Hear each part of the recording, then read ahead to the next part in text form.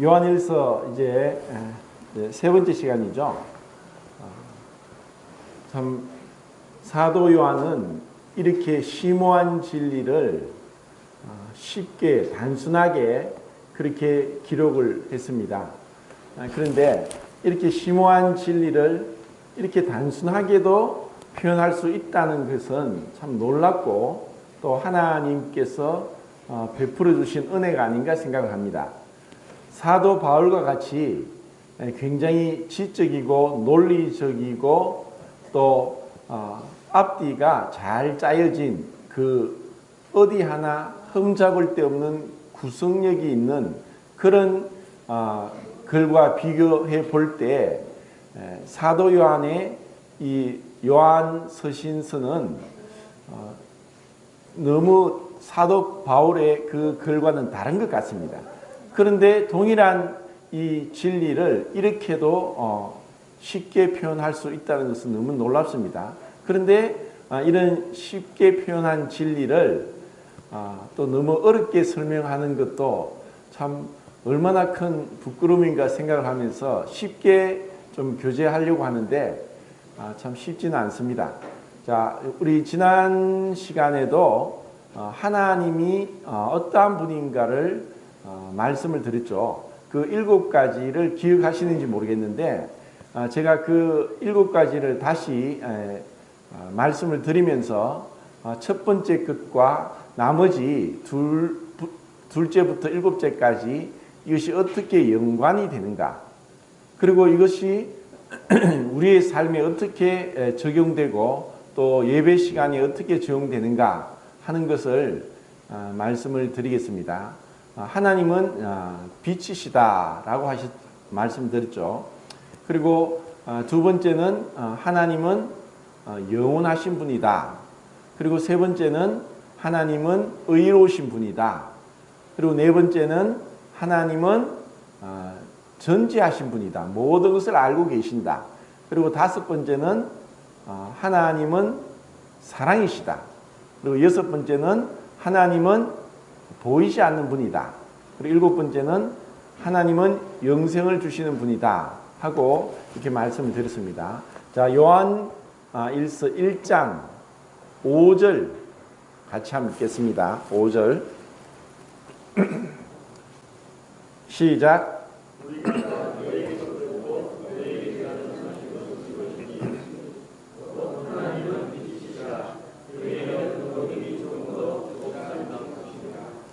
자, 하나님은 빛이시다. 어둠이 조금도 없다. 그렇기 때문에 하나님은 영원하신 분이고, 그리고 세 번째 진술, 의로우신 분이다. 의로운 분이다. 이것이 2장 29절과 3장 7절에 나옵니다. 하나님은 의로우신 분이다. 그리고 그에게는 어둠이 조금도 없다. 우리가 하나님을 앞에 정직하게 나왔을 때 무엇을 보게 됐느냐? 어둠이 있다는 것, 죄가 있다는 것을 깨닫게 되는 것입니다. 이것이 은혜입니다. 그런데 하나님께 가까이 나오면서도 자신의 불의함, 자신의 죄를 깨닫지 못하는 자는 너무나 불쌍한 자이고, 그러한 자들은 하나님을 믿을 수도 없고 믿으려고도 하지 않습니다. 왜 우리가 하나님을 믿어야 되느냐? 내 스스로는 이 불의와 죄에서 깨끗해질 수 없기 때문입니다. 우리가 처음 범죄했을 때 무엇을 했느냐? 숨고 부끄러운 데를 가리는 것을 첫사람이 했습니다. 아담에게 하나님이 왔을 때 네가 어디 있느냐 했을 때 내가 부끄러워서 숨었습니다 하고 숨었다는 것입니다. 그리고 옆에 있던 자기 몸에서 나온 여자에게도 부끄러워서 부끄러운 데를 가립니다. 우리 인간은 죄로 인해서 끊임없이 가리고 가리는 일을 합니다. 오늘 아침에 좀 일찍 우리 규식인제와 영은자매가 왔는데 예풍이를 이제 안고 왔어요. 정말 이제 저는 잘 안 보이지만 또 다른 성도님들이 말하기를 아이고 아빠를 닮았다 그러는데 이제 좀 있으면 이제 엄마 닮은 모습도 나오고 누굴 닮느냐? 아빠, 엄마를 닮지 누굴 닮겠습니까? 지금은 이제 그 엄마, 아빠 품에 꼼짝 못하게 그렇게 안겨서 있지만 조금 크면은 달라집니다. 어떤 분이 그런 얘기를 해요. 지금 이제 시집 가는 딸인데 그 딸이 거의 한 20년 전에 중학생이 되었는데 사춘기가 왔답니다. 그래서 어느 날 보니까 자기 방문 앞에다가 A4 용지에 이렇게 적어놨답니다. 관계자 외 출입 금지. 관계자 외 출입 금지. 이제는 어릴 때는 엄마 아빠 없으면 꼼짝 못하죠. 아무것도 못하고 엄마 없으면 울고 아무것도 못합니다. 근데 이제 조금 커서 사춘기가 되면은 방문을 걸어 잠그고 또 뭔가 비밀한 게 있어서 엄마 아빠가 뭐 그런 비밀을 알게 되면은 뭐 큰일 난 것처럼 난리가 나고 이렇게 됩니다. 지난달인가 청년들 결혼 특강을 하면서 제가 그런 얘기했어요. 왜 결혼을 해야 되느냐? 그것은 성령님의 도움으로 자기 중심성으로부터 벗어나기 위해서는 결혼을 해야 된다. 그런 말을 했습니다. 우리는 제가 지난주에 말씀드린 것처럼 전가된 죄, 아담으로부터 죄를 전가받아서 물려받았기 때문에 본능적으로 숨기고 거짓말하고 그리고 가면을 쓰고 그렇지 않은 척합니다. 우리는 그런 죄인입니다. 그런데 하나님이 이러한 타고나면서부터 뱃속에서부터 죄 가운데 태어났고 그리고 내재된 죄, 내 안에 있는 내주하는 죄로 인해서 우리는 동일한 그 죄인의 모습으로 죄를 드러내고 삽니다. 내 속에 선앙시 없다. 죄의 법이 나를 사로잡아 오는도다. 나는 마음은 원인데 육신이 약하고 내 마음에 끊임없는 이 욕망, 죄의 욕망, 그리고 죄, 그리고 말할 수 없는 이 악한 것들이 끊임없이 솟아나오는 그런 가운데 있습니다. 죄의 형벌로부터는 은혜로 구원받았지만 죄의 권세는 여전히 역사하고 있습니다. 그래서 우리는 예배 시간에 어떻게 보면은 이러한 나의 내재된 죄, 나의 육신의 정욕, 이 죄의 습관으로 인해서 떡과 잔을 바라보면서도 감사치 못하고 입을 다물고 있을 수도 있습니다. 그런데 우리가 예배를 드릴 때 분명히 그렇지만 그 떡과 잔을 통해서 예수님께서 이런 자를 위해서 저 몸이 상하고 살이 찢겨지고 피를 다 쏟기까지 하면서 나의 죄에 대한 형벌을 다 담당하셨다는 것. 내 스스로 절대로 벗어나지 못할 이 죄로 인해 하나님께서 그 아들을 죽이시면서까지 나의 죄를 다 용서하셨다는 것. 그리고 하나님께서 이렇게 죄악된 자에게 예수 그리스도의 완전한 의, 어둠이 조금도 없는 의를 우리에게 증가하셨다는 것. 이것이 우리의 예배의 감사 제목입니다. 자, 만약에 지금 요 칠곡 초등학교 앞에 가면 어떤 로또 파는 곳이 있는데 그곳에서 얼마 전에 1등이 됐답니다. 한 20억을 받았다고 하는데 만약에 로또가 되든 어떻게든 나의 통장에 한 100억 정도가 입금이 됐다. 100억. 자, 100억이 입금이 되었다면 어떻게 하겠습니까? 그러면 예배 시간에 와서 하나님 감사합니다. 저에게 100억을 주셔서 감사합니다. 하고 기도하겠습니까? 하나님께서 우리에게 예수 그리스도의 완전한 의, 어둠이 조금도 없는 의, 그 의를 우리에게 주셨다는 겁니다. 예? 그러니까 우리가 어떻게 감사하지 않을 수 있습니까? 감사합니다. 이렇게 악한 자에게 그 죄를 깨끗하게 씻겨주시고, 그리고 내 대신 예수님이 대신 하나님의 저주를, 하나님의 형벌을 받게 하셔서 나의 죄를 깨끗하게 하셨을 뿐만 아니라 나를 의롭다, 너는 이제 조금 더 흠이 없다, 너는 독생자 예수와 동일한 완전한 의로움을 입게 되었다 라고 말씀하고 계신다는 것입니다.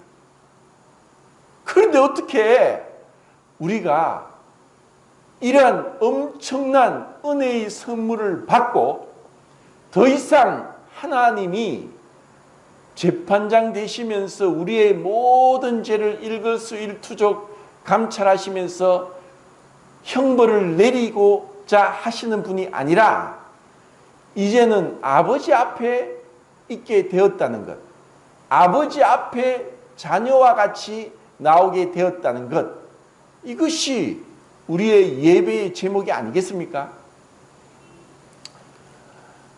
사실 나 자신의 허물과 나 자신의 죄와 약점을 가장 잘 아는 사람은 누구냐? 부모님입니다. 어릴 때부터 키웠으니까. 저희 집 아래층에 3층에 이제 한 2살쯤 된 남자아이가 있는데, 이제는 우는 소리도 꽤 크고 뭐 제가 있는 방에서도 들릴 정도인데 한 번 울면 몇 시간을 울어요. 그리고 무슨 고집을 부리는지 그 엄마가 그렇게 야단을 쳐도 악을 쓰면서 울고 하는 거예요. 야, 저놈 고집 대단하다 이렇게 생각하면서, 나도 어릴 때 저랬는데, 나도 어릴 때 저렇게 고집스러웠는데 하나님이 우리를 다 알고 계시는 거예요. 하나님은 전지하시다.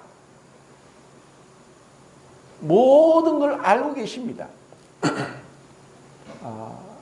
2장 29절, 3장 7절을 보면 하나님은 모든 걸 알고 계신다. 그분이 모든 걸 알고 계시기 때문에 우리가 숨길 게 없습니다. 그런데 우리가 정직하게 하나님 앞에 나오면서 우리의 죄를 인한 그 대속 제물 대신 예수님을 생각하고, 그리고 예수님의 의의 옷을 우리에게 입히신 그 주님 앞에 나 같은 자도 이렇게 사랑하십니까? 그 나의 죄로 인해서 뒤로 물러가고 입을 다물고 무감각하게 있는 것이 아니라 하나님 다 아시지 않습니까? 뭐 사회를 보는 일석이조도 우리는 매일매일 실수한다, 결심하고 다짐하고 해도 또 같은 실수를 또 반복하고, 마음은 뻔한데 또 돌아서서 보면은 분명히 올바르게 죄 없이 행하겠다고 했지만 말로서도 불쑥, 내 마음에서도 불현듯 이러한 악한 생각, 판단, 비난, 시기, 질투, 원망, 불평, 이러한 것들이 수시로 올라오지 않습니까? 그런데 무엇을 숨기겠습니까? 그런데 이런 주님 앞에, 이런 나를 주님 이렇게 사랑하십니까? 하고 주님 앞에 오히려 이제는 더 이상 숨길 것도 없고 부끄러움도 없고 그냥 감사함으로 주님께 나오게 하는 감사의 제목이 됩니다. 세상에는 뭐 늘 나오는 뉴스거리에는 누군가 뭔가 잘못이 드러났는데 그 본인들은 나는 절대로 안 그랬다, 나는 모른다, 내가 언제 그랬냐, 완전히 막 오리발 내밉니다. 나중에 그게 드러나기까지, 드러나고 나고 나서도 계속 변명, 부인, 거짓말, 이것이 끊임없습니다. 그런데 우리는 주님 앞에 얼마나 자연스럽습니까? 무엇을 숨기겠습니까? 그러면서 그분 앞에서 그냥 어린아이처럼 그분 앞에 안길 수 있다는 것. 그리고 그분이 나를 기다려 주신다는 것. 오래 참으신다는 것. 하나님은 사랑이시다. 4장 8절과 12절에 나오는 말씀에 16절에 하나님은 사랑이시다.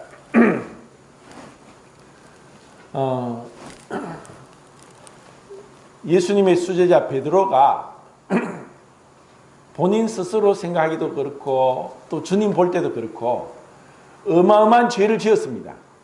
감히 3번이나 그리고 그 보잘것없는 여종 앞에서 나는 저 사람을 모른다.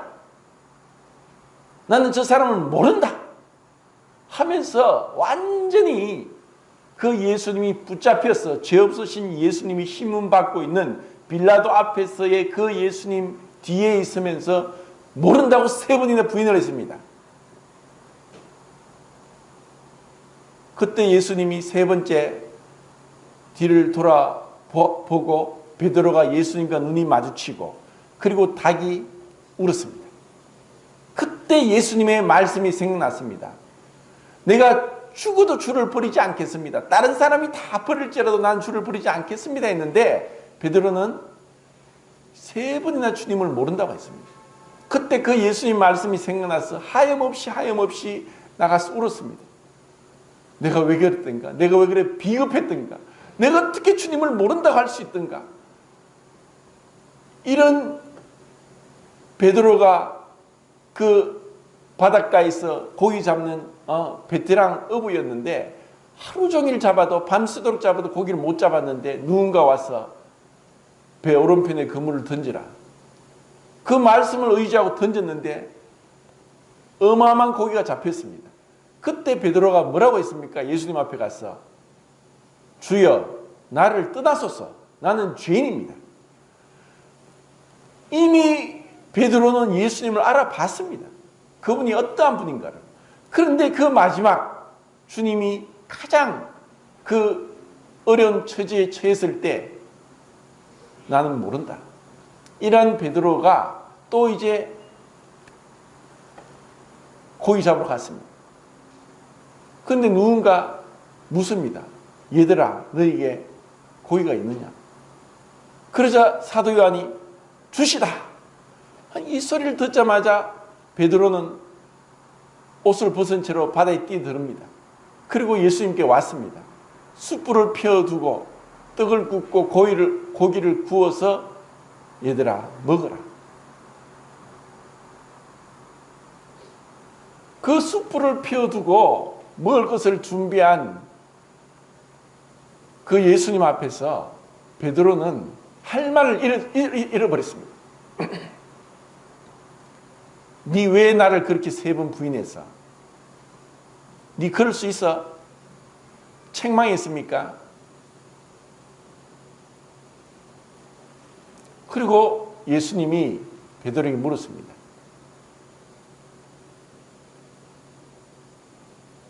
요한의 아들 시몬아, 네가 나를 사랑하느냐?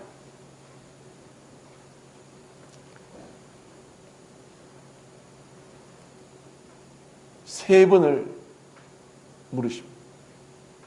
베드로는 3번을 모른다고 부인했는데 예수님은 네가 나를 3번 부인했느냐 하고 질책한 것이 아니라 네가 나를 사랑하느냐 하고 3번 물었습니다. 자, 우리가 매주마다 떡과 잔을 두고 예배를 드립니다. 그리고 그 예수님은 모든 것을 알고 계십니다. 아무도 몰라도 예수님은 다 알고 있습니다. 내 마음의 비밀을 다 꿰뚫어 보고 계십니다. 나는 내 마음에 무언가를 가리고 숨겨놓고 하지만 하나님은 빛이시니까 어둠을 다 밝혀냅니다. 모든 걸 알고 계십니다.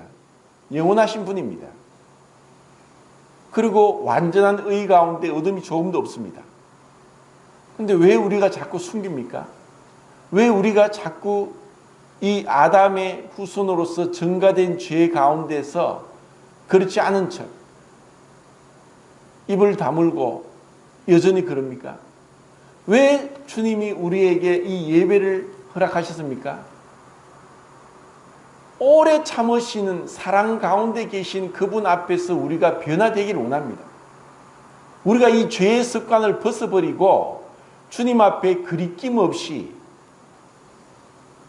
아무리 우리가 그리낌 없이 믿음으로 산다고 할지라도 또 우리는 어차피 빛이 아니기 때문에 어두움 가운데 살 수밖에 없습니다.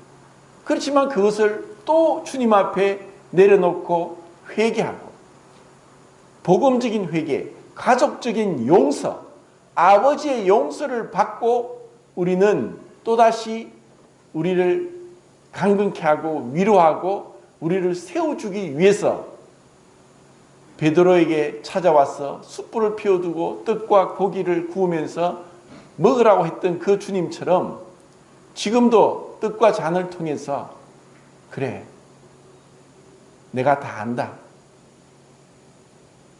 이제 더 이상 그렇게 속박되지 말고 내가 너를 깨끗하게 했다. 내가 너를 의롭게 보고 있다. 내가 너를 사랑한다. 이제 빛 가운데 나오기를 원한다. 이 요한일서를 기록한 목적 7가지 중에서 첫 번째가 뭐냐? 사귐 있게 하기 위해서. 치유의 사역을 하는 그 오순절 계통의 어떤 그런 것이 아니라 믿음의 기도를 통해서 치유의 사역으로 유명한 프란시스 맥너트 박사님이 있는데 그분이 이제 그런 얘기를 합니다. 이전에 미식 축구 선수였던 분이 예수님을 믿고 나서 나중에 이제 이 복음 전도자가 됩니다. 그가 이러한 어떤 뛰어난 이 체력 그리고 열정을 가지고 그가 제일 먼저 뭘 했냐? 병원마다 다니면서 아픈 사람을 기도합니다. 그러다 보니까 이분이 이런 사역을 한다는 걸 알고 주위의 분들이 누가 교통사고가 나서 완전히 차가 폐차될 정도로 심각한 교통사고 당해 있는 그런 자들에게 연락하면 이분은 또 그곳에 달려가서 이 사고 나서 이게 병원에 실려온 자를 위해서 밤새도록 기도하면서 복음을 전하고 이렇게 몇 년을 했습니다. 그렇게 몇 년 동안 그 일을 했는데 완전히 이제 탈진해 버렸습니다. 그 좋던 체력도 계속 그렇게 사역을 하다 보니까 탈진을 해버렸습니다. 그리고 이제 자기가 병원에 누워 있으면서 하나님께 원망이 됩니다. 주님, 제가 이제 이전에 있던 그 미식축구 그만두고 이제 이 복음을 전하기 위해서 병원마다 다니면서 이렇게 사역했지 않습니까? 그런데 특별한 열매도 없고 이제 저마저 이렇게 탈진했습니다. 하고 기도하고 있는데 이러한 생각으로 음성이 들렸답니다. 그래, 너 내한테 물어보고 했니?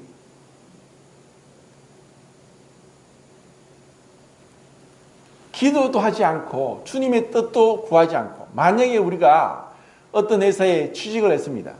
근데 자기는 열심히 있어서 열심히 일했는데 사장님은 아니야, 내가 시키는 것을 해야지 왜 너는 너 마음대로 하니? 시키는 것을 안 하고 자기 열심을 내서 합니다. 그리고 주님이 우리에게 원하는 것은 사귐, 교제입니다. 아까 제가 사춘기가 된 아이가 관계자 외 출입 금지가 문에다가 문을 잠근 것처럼, 야, 내가 너를 어릴 때부터 뱃속에서부터 그리고 재워주고 씻겨주고 먹여주고 입혀주고 돌봐주고 그렇게 했는데 이제 좀 크니까 엄마 아빠 필요 없어, 관계자 외 출입 금지, 내 방에 들어오지 마, 그리고 내 공책 보지 마, 이런 식으로. 하나님은 우리와 교제하기 위해서 우리를 구원하셨습니다. 이 교제가 얼마나 중요합니다. 그 교제가 있을 때 기쁨이 충만한 것입니다. 그리고 그분은 빛이시고 시간 밖에 계시고 과거, 현재, 미래가 펼쳐져 있고 시간에 관계없는 분입니다. 그러니까 그분은 영원한 생명을 주시는 분입니다. 그것이 요한일서 5장 20절입니다.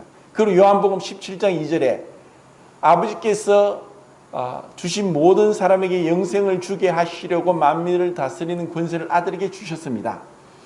아버지께서 그 아들에게 하나님이 아버지께서 원하신 자에게 영생을 주게 하시려고, 하나님이 원래 이 세상을 창조하시고 우리를 창조하신 목적은 그분만이 가지고 있는 영원한 생명을 주게 하기 위해서 우리를 창조하셨습니다.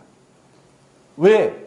그 영원한 생명 가운데 이제 조금도 어둠이 없는 빛 가운데서, 그리고 깊은 사귐의 교제를 통해서 기쁨이 충만하도록 우리를 그렇게 행복하게 해주기를 원해서 주님이 우리를 창조하신 거예요.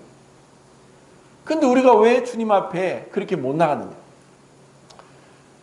예수님이 어디에서 십자가에 못 박혀 죽으셨느냐? 그것을 성경에는 골고다라고 합니다. 골고다는 무슨 뜻입니까? 해골이라는 뜻입니다. 그 해골이라고 이름 붙여진 곳에서 십자가에 못 박혔습니다. 주님 우리에게 동일하게 말씀합니다. 나의 이 생각에서부터, 내 생각에서 내 생각을 부인하고 주님 말씀을 받아들이고 주님의 사랑을 받아들이고 주님의 치유하심을 받아들일 때 우리는 사랑 안에서 자라고 변화되고 주님을 닮아가게 되어 있습니다. 그런데 우리는 이 내재된 죄와 증가된 죄로 인해서 끊임없이 가리고 숨기고 거짓말하고 안 그런 척합니다. 주님은 다 알고 있는데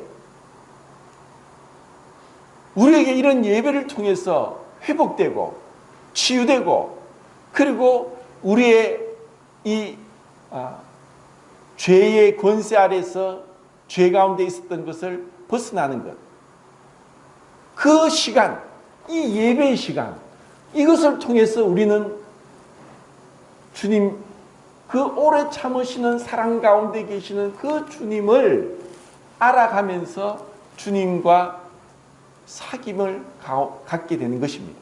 이것이 신앙입니다. 그렇기 때문에 요한일서에서 말씀하는 것은 진리를 안다 하고 진리를 행하지 않고 거짓 가운데 있다거나, 사랑한다고 하면서 미워하고 있다거나, 빛 가운데 있다고 하면서 어둠 속에 숨기고 있다거나, 이러한 것은 진짜 믿음이 아니다. 믿는 것은 아니다. 예수님을 죽인 자들은 성경적인 지식이 가장 많았던 박식한 바리새인들이었습니다. 오늘날 성경 지식이 있다고 해서 그들이 구원받은 것은 아닙니다. 말은 잘하고 성경 지식이 있고 가르칠 수도 있고, 그들이 그런 위치에 있다 할지라도 그들의 삶이 그런 의로움 가운데, 빛 가운데, 그리고 사랑 가운데, 진리 가운데 하나님과의 사귐을 통해 하나님의 모습, 예수 그리스도의 모습을 드러내지 않는다면 구원받은 것이 아니라는 것입니다. 왜? 너무나 단순하게 쉬운 거죠. 우리가 예수님 믿고 거듭났다면은 내가 하는 말, 내가 하는 구원에 대한, 복음에 대한 지식으로 내가 구원받았다는 걸 증거하는 것이 아니라, 네가 빛 가운데 거한다면서 왜 어둠 가운데 있니? 네가 진리를 안다고 하면서 왜 거짓을 행하니? 네가 하나님은 사랑이라고 하면서 왜 사랑하지 않고 미워하고 있니? 우리의 삶에서 분명히 드러나는 것입니다. 그래서 이 요한일서는 단순하면서도 심오합니다. 내가 구원받은 증거가 어디 있습니까? 내가 주님과 얼마나 교제하는 것이 즐겁고, 그리고 시편 16장에서 이 땅에 있는 성도는 존귀한 자다. 나의 즐거움이 그들에게 있다. 어떻게 내가 하나님을 믿는다고 하면서 많은 사람들은 그냥 예배만 드리면 그것으로 끝난 줄 알고 자기 하고 싶은 대로 세상 사람과 똑같이 살아가면서 믿는다고 할 수 있습니까? 어떻게 믿었는데 예수님의 피로 구원받은 성도들, 함께 형제 자매가 된 하나님의 가족에 대해서 무관심할 수 있겠습니까? 당연한 거죠. 그래서 우리는 이 교회 안에서 예배를 통해서, 말씀을 통해서, 성도들의 관계를 통해서 그리스도를 닮아가고 그 발자취를 따라가는 것입니다. 주님이 나에게, 베드로에게 그렇게 오래 참으시고 기다려주면서 스스로 돌이키고 그리고 빛 가운데 교제하기까지 기다려주신 겁니다. 성도들을 향해서 때로는 당장의 어떤 책망이나 또 어떤 꾸지람보다는 기다려주면서 그들이 이 사랑 가운데서 변화되기를 스스로 회개하고 또 스스로 터놓고 고백하기까지 부모와 같은 마음으로 기다려주면서 그들이 사랑 안에서 자라가도록 하는 것, 그것이 우리 성도들이 교회 안에서 해야 될 일입니다. 저도 그런 것이 많이 부족하지만 그렇게 주님 안에서 그 주님의 발자취를 따라가고자 합니다. 그리고 이 예배 시간이 너무나 중요해서 이 뜻과 잔을 두고 지금도 주님이 우리를 위로하시고 치유하시고 강건케 하시고 자유케 하시는 그 놀라운 이 은혜의 보좌, 그 사랑의 보좌 앞으로 나아오기를 바랍니다. 그리고 이것은 연습이 필요합니다. 빈손으로 오지 마시고 메모지에 기도할 것을, 말씀을 적어 와서 그것을 읽는 훈련을 하십시오. 의무적으로라도 읽으십시오. 그러면서 주님 앞에, 주님 감사합니다. 이런 자를 구원하신 주님 감사합니다. 그렇게 모두가 우리가 주님 앞에 감사로 예배를 드릴 수 있기를 바랍니다.